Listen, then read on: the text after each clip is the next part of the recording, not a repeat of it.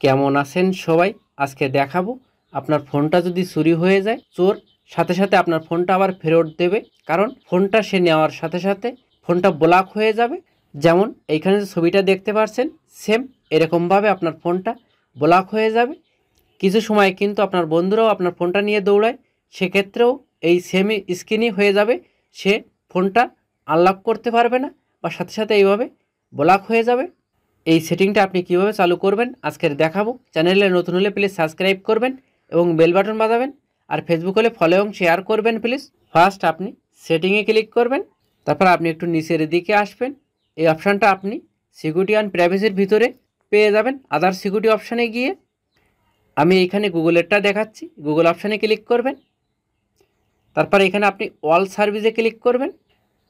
All সার্ভিসে click করার পরে আপনি একটু নিচের দিকে আসবেন।